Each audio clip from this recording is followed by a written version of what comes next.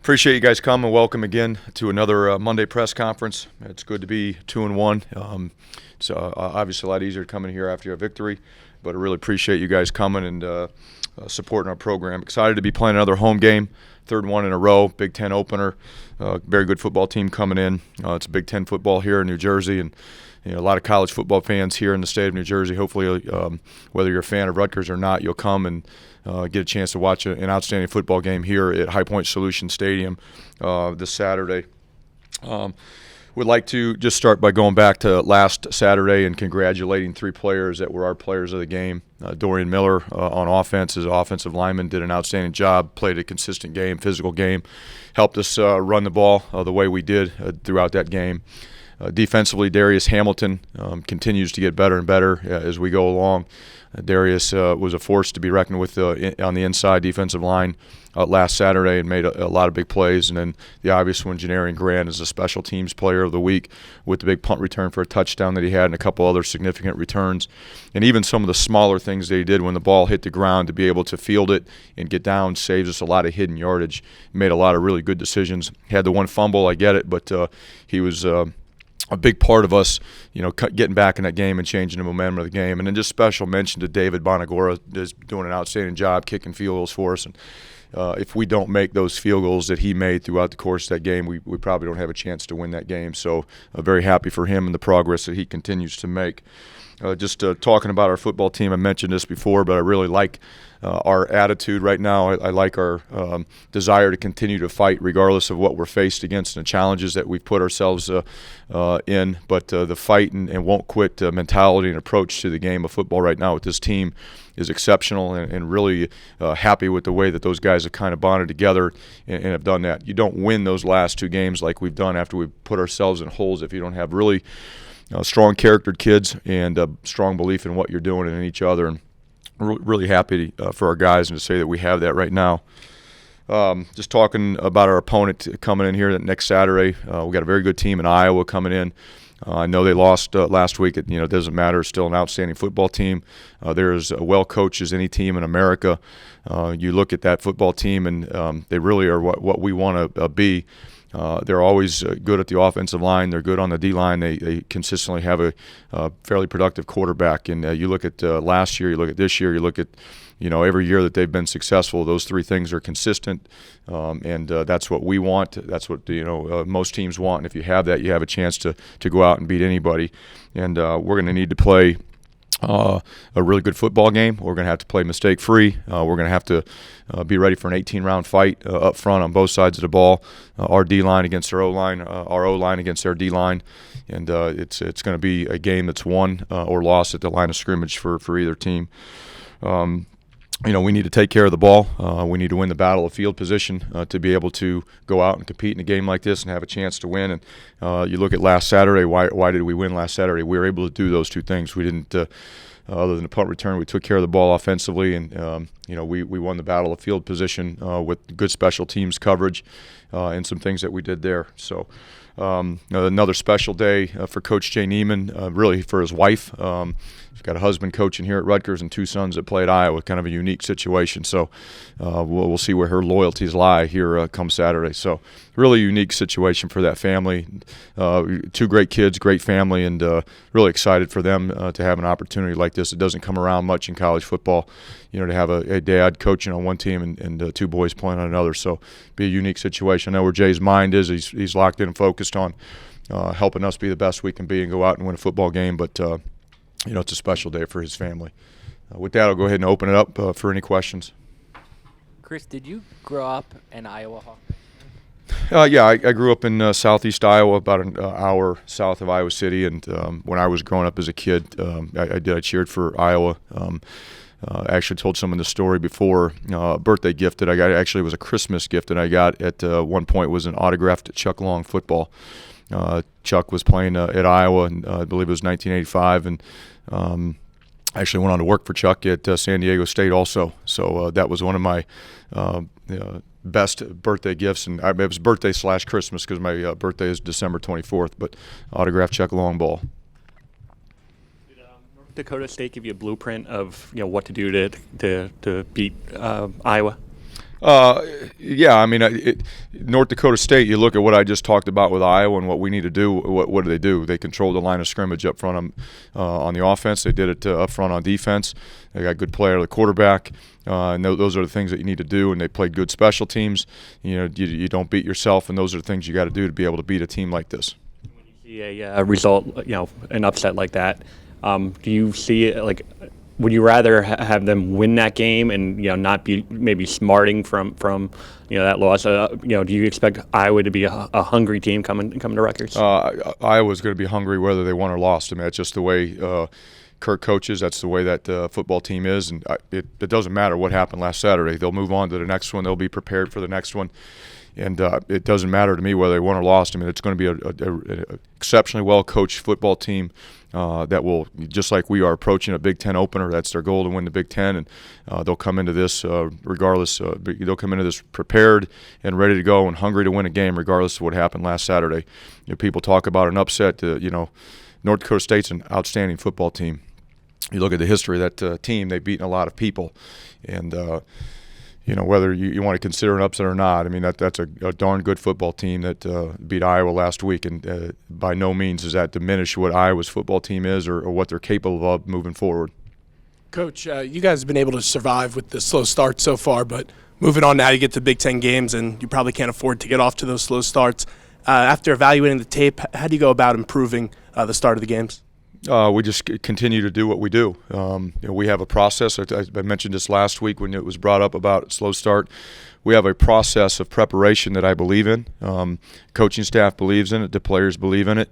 We just have to execute better at the start of games. And we're not going to go automatically and change what we do or who we are. We're going to continue to do what we do. We got to do it better. And we got to start games better.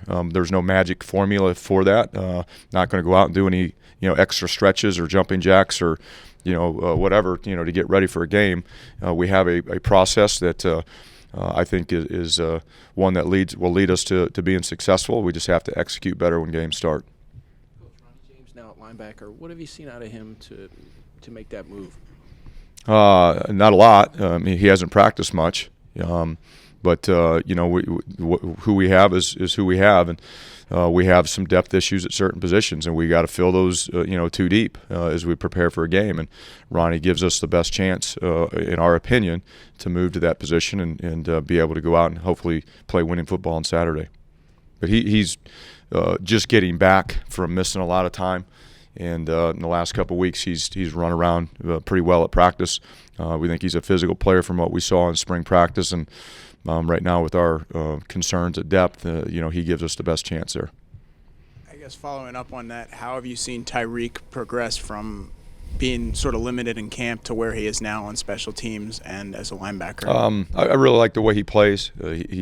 He's on our kickoff team, and he runs down the field with his hair on fire. And he goes down there. He's violent. Does a great job with his hands. He's always trying to find a way to get to the ball. He does that on defense too. Obviously, there's a little more to learn on defense than there is on the kickoff team. So it's more of a mental thing from that standpoint. But he's a guy that continues to get better every single time we go out to practice.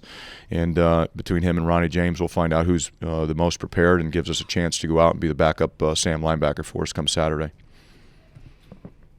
Chris, how secure is Chris Laviano as the starting quarterback right now? I'm not going to talk about that. Chris is, a guy that has been our quarterback, and he's no different than other position. Every single day we go out to practice, we will evaluate his performance. And I'll just tell everybody, if we felt like there's somebody that could go out and play the game better than Chris and give us a chance to win, guess what? We'd be playing him. Chris has earned the right to be our starting quarterback. Does that mean that he is exempt from being evaluated and potentially lose his job? No, it doesn't.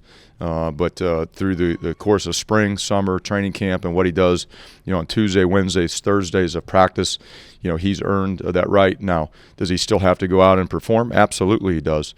And we're not satisfied with the way that we have performed at the quarterback position this year in the first 3 games. But if we just go around and pull the hook on every player that struggles, does that mean we're necessarily going to put a player in there that gives us a better chance to win? I don't know. Sometimes you might, sometimes you might not. So Chris is right now in a competition to see if he's going to continue to be the starting quarterback here at Rutgers. That's been the way since we've gotten here. He earned that opportunity to go out and start in the first 3 games. He's got to perform better. He knows that. We all know that. That's no secret. And he has to continue to get better at practice. If we're going to go out and win in the Big Ten, just like I mentioned, we got to play well in the O-line, we got to play well in the D-line, we got to play better at quarterback. Coach, listening to your post-game comments in terms of bringing him out for a series, it almost seemed like, tell me if this is the right analogy or not, when you take a point guard out for a couple of minutes just so he can kind of see what's going on, take a breather, and then come back in the game. I mean, your plan obviously was to bring him back in the game is what you did, but is that a good analogy? Yeah, I'm not a basketball coach, so I don't know what they do with point guards. But like someone asked me, Chris Carlin, I don't know if Chris here, he asked me the other day about comparing the triple option to a fast break. I don't know, but I know this, Chris was having a rough stretch of the game, and we just felt that it was best that we pull him, let him sit down, kind of coach him through some things, get his mind right. And if he needed to go back in, then hopefully he would be ready to go back in and make some of the plays that we needed him to make. And that's not any different. We've done that with other positions already this year. A couple of the old linemen have had that scenario. A couple of the other positions on defense have had that scenario also. So that's not an uncommon practice for coaches to do that. And, that's what we did with him. You notice it there because he's usually there the whole game. Yeah, absolutely. On the quarterback position, slightly everybody's going to see who's at quarterback, and I get that. But, again, we're not necessarily treating the quarterback any different than other positions. We watch these guys every day. We know who gives us who we feel gives us the best opportunity to go out and have a chance to win games on Saturday. And again, our job is to hopefully get everybody to go out and play to their full potential. It's not happening at the quarterback position right now, or at least it hasn't in the first 3 games. He's not the only position that we have concerns about that with.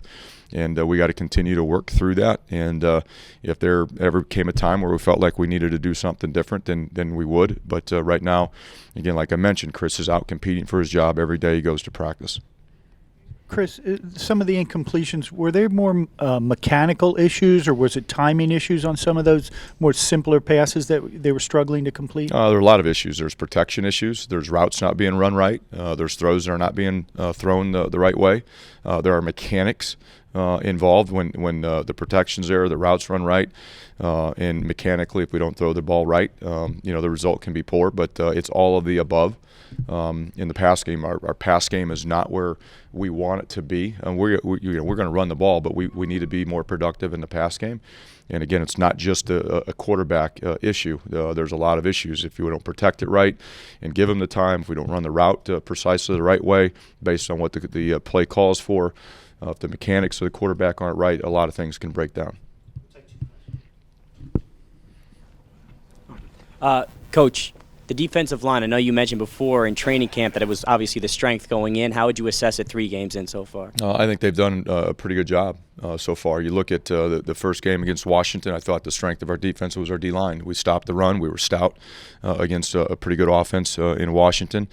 Against Howard, what Howard did to us wasn't necessarily had anything to do with the D-line. They hit us on a big pass, and they got around the edge of the perimeter of the defense a couple times early in that game. And then you look at this last week, the D-line is the reason that we were able to end up defending that option fairly well in the last 3 quarters of the game because of the way they played their option responsibilities, the pressure they were able to put on the quarterback. And again, just like all the positions, we're not where we want to be yet, but I like the progress that I'm seeing, the work ethic, the chemistry of that group, and their performance continues to me get better every Saturday.